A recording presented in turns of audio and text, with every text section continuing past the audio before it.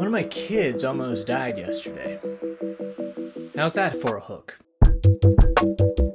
Yeah, so I was mowing the lawn and I heard some crying, which is par for the course. There's always crying in my house. With three boys, they're always inflicting pain or bugging each other to the verge of tears. So I thought nothing of it.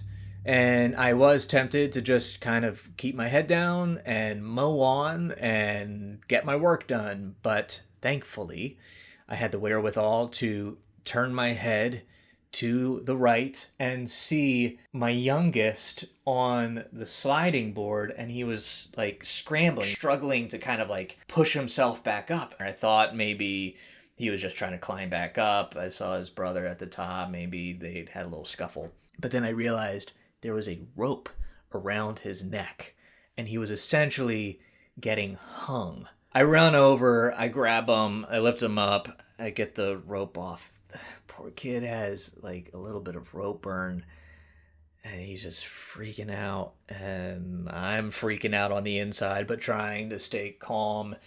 Everything was okay, thankfully. It wasn't like a fast enough fall that he hurt his neck or anything. There was some rope up there that they were playing with and tied up at one piece. Somehow it got around his neck and he went down the sliding boards like some terrifying Fisher-Price gallows. Here's the play set, and here is the rope that was around my son's neck. I cut it immediately with a pair of hedge trimmers after the incident, because that's not gonna happen again. I don't know what would have happened if I wasn't there.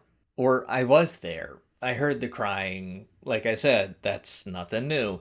What if I had been determined to just ignore that so I could focus on my work and cut some grass at the cost of my child's health and possibly his life? Deep thoughts for you today. It just got me thinking about priorities and time and where we're committing our attention to. Our work is important, and there's seasons for hustle. There's times to keep our head down and push as hard as we can, but we have to be nimble and ready to look up. We cannot be tunnel visioned. Our lives are more than the work we do. I'm not saying that my work or your work is worthless in and of itself, but there is a deeper reason why I live. And I need to step back and remember that sometimes. My family is why I do what I do. But sometimes it's easy to lose focus and just get wrapped up and engrossed in your work. And I feel like a horrible person confessing this, but like sometimes I'll see my kids as an obstacle, something that gets in my way from me being able to work and ultimately love them. Sorry, boys. I can't spend time with you and love you right now because I need to love you. Which, it does make sense. I mean, I can't just not work and give piggyback rides 24 hours a day, but I need to make sure that I don't lose focus and honestly get selfish and wrapped up in kind of the self-fulfillment part of my work. I like being creative. I like talking to other people and helping them with their needs. And there is a selfish aspect of my work that I need to set down sometimes. You have to fight to stay grounded. It's why my business partner and I named our business what we did, which I realize I haven't shared with you yet here. Our business name is Brero. It's a word that means nothing but everything. We each have 3 kids, and the 6 letters in Brero each stand for one of their names. It's clever, but more than clever, it actually is a reminder to us while we're working, why we're working.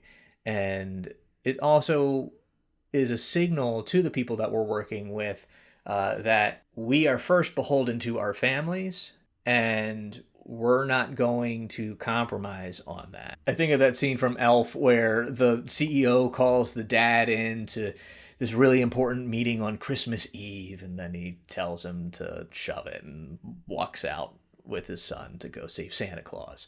It's kind of like that.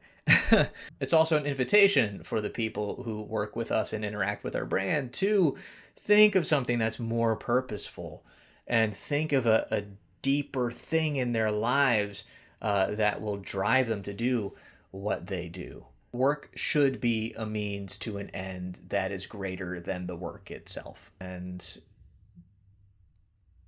that's kind of a duh, but we get wrapped up in things really easily. We form habits. We build momentum towards something, and we find it hard to pull away. There's a lot of endorphins being released when you're working and you're accomplishing things and you're getting things done and you're checking things off the list. It makes you feel good. And that's good. But I think we risk falling into a hormone-induced haze of sorts when we're working and we just keep driving forward. That can be a really helpful tool, the way that our brain works in that way, just to help us keep driving forward and not stopping until we accomplish what we set out to accomplish. But it can also make us lose focus on some of the other things in our life that we really need to turn our attention to as well. We read biographies of people like Elon Musk and some other incredibly dynamic figures who are shaping the world as we know it and going to put us on Mars one day. But they also only sleep for 2 hours and have incredibly strange social lives. I'm not Elon Musk. I don't think you're Elon Musk either. I mean, maybe you are Elon Musk, but no, you're not, because you're watching YouTube right now of a guy eating a sandwich. Not to say that you can't do great things, but you just need to check yourself and make sure that you have a reasonable view of your life and what you actually want to do with it. We're steeped in messages of hustle culture. Just grind, grind, grind. I'll sleep when I'm dead. I'll save my son's life when I'm done mowing the lawn. And it comes back to that. That's the thing that's kind of framing out all these thoughts. And honestly, a lot of this is just me processing what happened yesterday. So thanks for coming along with me. I do hope that it's an encouragement to you and a helpful reminder just to get outside. It's springtime. Remember who you are and who you are to other people. I think that's another thing with the pandemic and a lot of us being isolated from real human beings and kind of subjected to just going virtual. It's really kind of weakened our social and relational muscles. So we got to fight for that back. We got to do some exercise. We have to stretch our neck muscles and get used to looking up and turning left and right and being aware of the people who are actually around us and not just the virtual versions of us. On that note, I realize I've been talking to a glass-eyed robot for about a half hour now, and I should probably wrap this up. Before I go, I want to tell you about something exciting in the works. I'm going to be rebranding this channel soon. I found my niche. What started as a more general business ride-along, I realized I want to be a resource to self-employed people. It'll be a lot of the same content, just more clearly defined. So I'll be taking the wraps off the self-employment sidekick within the next couple weeks, so be looking forward to that. Make sure you're subscribed and hit the notification bell so you get the very first self-employment sidekick video once that is released. Thank you for watching. I hope you are well. Take a walk today and tell somebody you love them. See you in the next one.